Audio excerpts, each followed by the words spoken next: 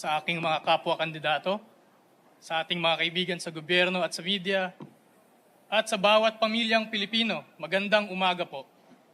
Sa ating kultura, ang pamilya ay itinuturing na isang mahalagang saligan.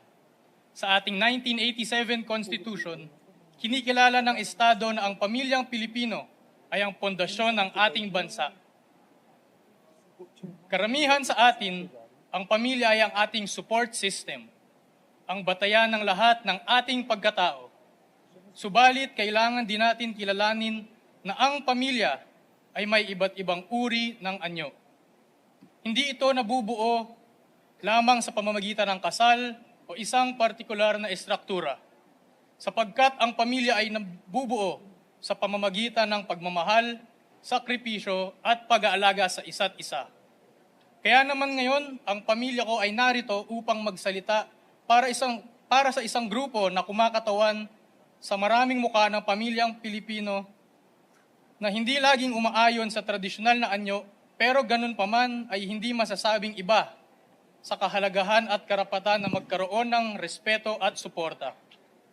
Sila ang mga grupong tinatawag naming lovables, ang pamilya ng mga live-in partners, may OFW, mga biktima ng karahasan sa tahanan, mga adoptive na pamilya, mga blended na pamilya, mga LGBTQIA+ na pamilya, mga pamilyang may nakakatandang miyembro at extended na pamilya, at ang mga single at solo parents na may pamilya.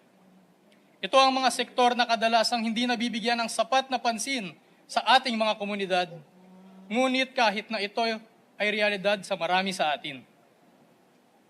Time. Tanong na po sa media. Anyone? Okay. Nico Bagsik, Teleradio. Sir? Good morning po, sirs. Yeah. Opo, since yung family po, yung nais nyong i-represent po sa Congress po, may I know po your stand on divorce? Are you in favor or not in favor of divorce po? Thank you. Yes, i-correct ko din. No? We want to stand for what we call the non-traditional or modern type family na ipiniliwanag nga ng aking kasamahan na binubuo ng tinatawag naming lovables. And to answer your point directly, yes, naniniwala kami na dapat mabigyan ng pagkakataon ang mga failed marriages na makapag-avail ng legal remedy at kasama na po dyan ang diborsyo. Robert Mano?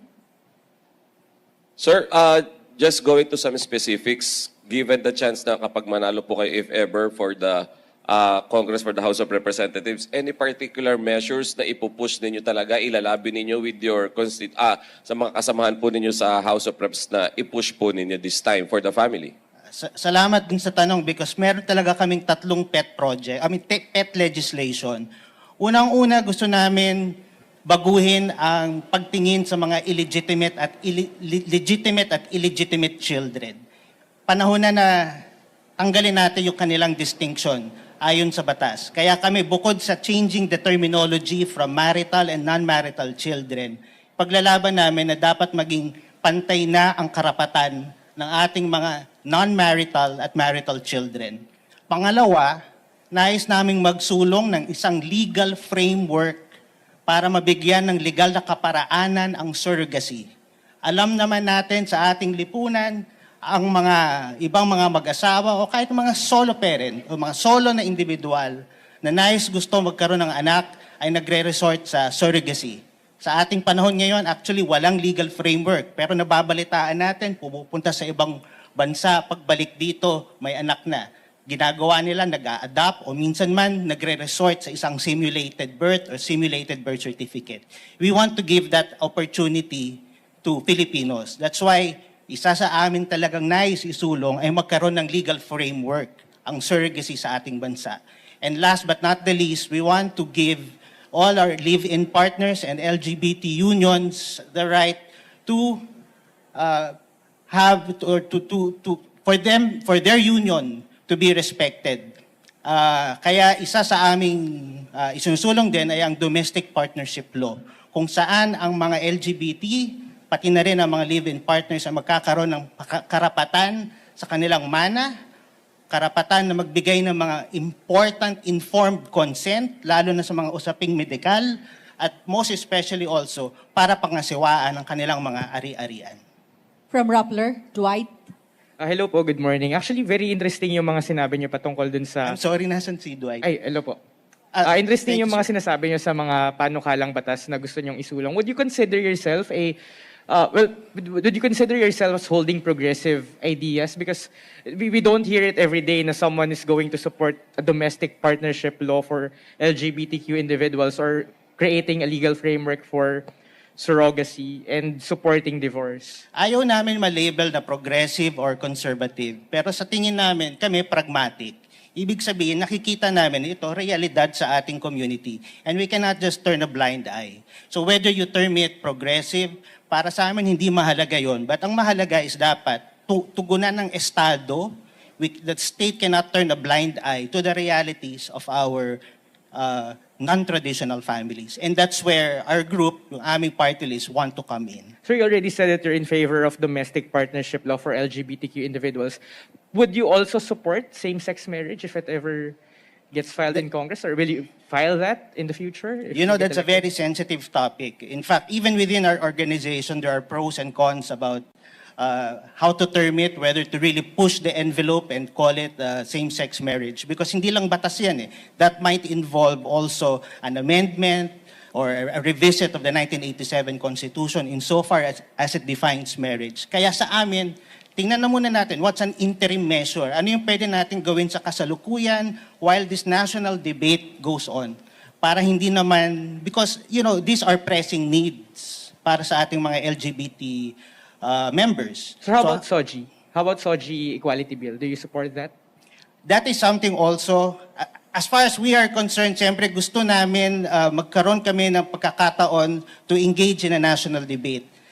As far as SOGI is concerned, also as far as all these national issues are concerned. And say that in national debate, would you be in favor or against Of, of SOGI Equality Bill?